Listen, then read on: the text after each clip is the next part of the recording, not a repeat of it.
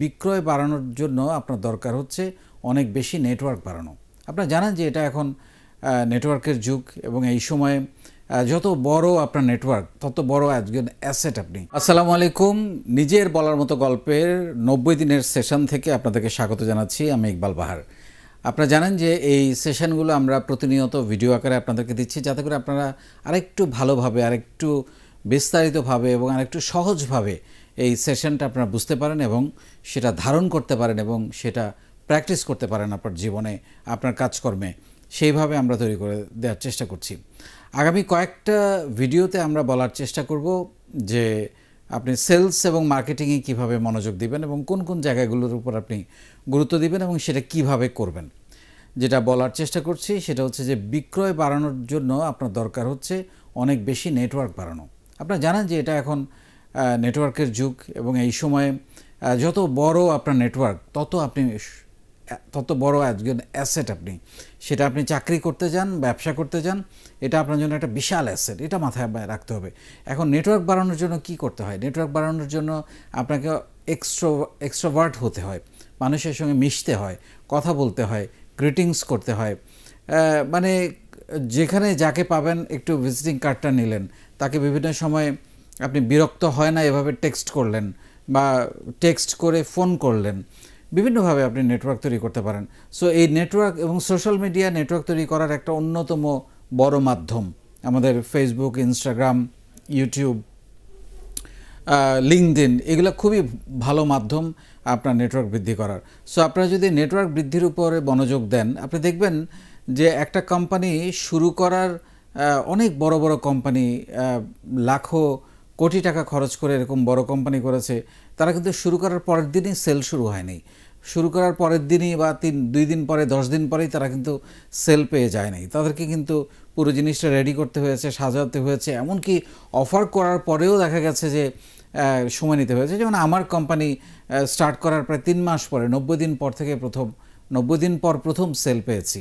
So এই ধৈর্যটা লাগবে আমাদের। যেটা হয়, আমাদের বেশিরভাগ উদ্যোগের মানে 90% কাজ কমপ্লিট করার পরে আমরা অনেকে ধৈর্য হারাই ফেলি। মানে আপনি 100 ভাগের মধ্যে 90 ভাগ কাজ আপনি কমপ্লিট করলেন, কিন্তু বাকি 10 ভাগ ধৈর্য ধরতে পারলে বা মার্কেটিংটা প্রপারলি করতে পারলে বা কাস্টমারকে প্রপারলি পৌঁছাতে পারলে আপনি হয়তো এই লাস্ট 10% এটা দিয়ে আপনি 100% সফলতা পাওয়া সম্ভব। কিন্তু আমাদের দেখা যায় যে এই লাস্ট 10%-এ আমরা গিভ আপ করি, আমরা ধৈর্যটা ধরে রাখতে পারি না, আমরা হাল ছেড়ে দেই। আপনি একটা কাস্টমারের কাছে গিয়ে বা নক করে বা একটা কাস্টমারকে জানান দিয়ে আপনি হয়তো একটা সেল পেলেন, এমনও তো হতে পারে, এটা একটা গুড লাক। কিন্তু এমনও হতে পারে যে আপনি হয়তো 20 জনের কাছে গিয়ে একটা পেলেন, 20 জনে যদি না হয় 100 জনের কাছে গিয়ে আপনি হয়তো, সেটা যে কোনো মাধ্যমে আপনি পৌঁছাতে পারেন।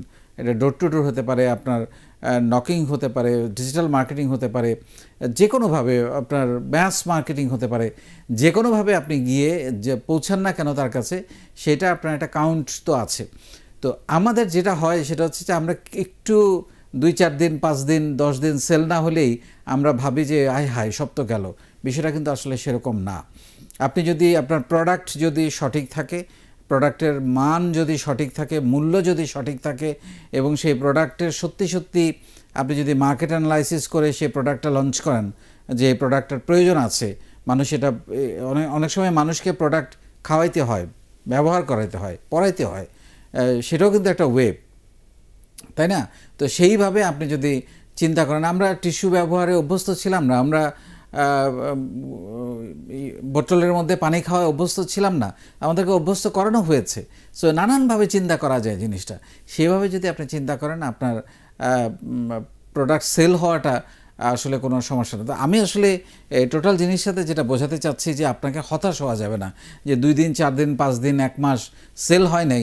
কিন্তু আপনাকে দেখতে হবে যে আপনি কাস্টমারের কাছে পৌঁছানোর জন্য যতগুলো পন্থা আছে সবগুলো আপনি অবলম্বন করেছেন কিনা, এটা হচ্ছে আসল কথা। একটা জিনিস মনে রাখবেন, আপনার বিক্রি তখনই বাড়বে যখন আপনার প্রোডাক্ট একজন কাস্টমার কিনে সে স্যাটিসফাইড হবে এবং একটা প্রশান্তির স্মাইল দিবে।